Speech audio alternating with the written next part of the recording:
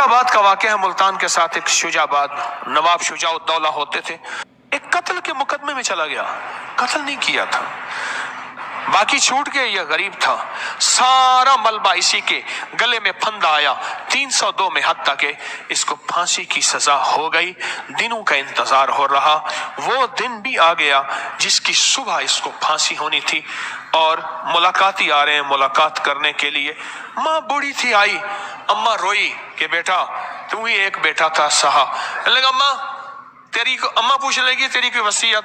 मेरे अम्मा, मेरी वो बच्ची थी ना जो गाय को बिछिया को मैंने पाला था, वो खड़ी है, वो मैं कुर्बानी कर दो, खैरात कर दो।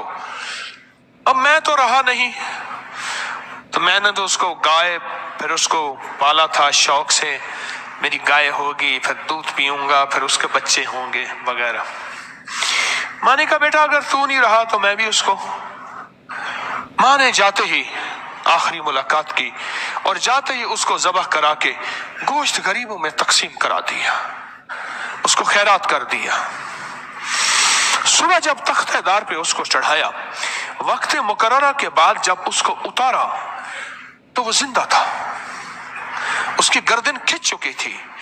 एक वक्त मुकर्रर होता है, उस देखा जाता है, उसको फंदे से निकाल के अस्पताल में कई दिनों के बाद होश आया, फिर वो ठीक हो गया।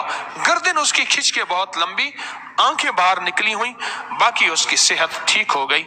और दूर से वो नजर आता था, इतनी लंबी गर्दन, इतनी निकली हुई आंखें, और वो साला साल जिंदा रहा। उससे पूछा तू कैसे जिंदा रहा? कहा जब मेरे गले में फंदा, पीछे हाथ मेरे बंधे हुए, पांव बंधे हुए, गले में फंदा डाला, जब फंदा डाला ना तो मेरे पांव के नीचे वच्छी के सींग आ गए, ऐसे मैं खड़ा हो गया। नीचे सींग आए और मेरे पांव उसके ऊपर ऐसे टिक गए और मैं उसके ऊपर खड़ा रहा वक्त मुकर्ररा। और आपने आके मुझे उतार लिया, मैं बेहोश था, लेकिन मुझे एहसास था कि मैं अपनी वच्छिया जो गाय की उसके सींगों पे खड़ा हुआ हूं।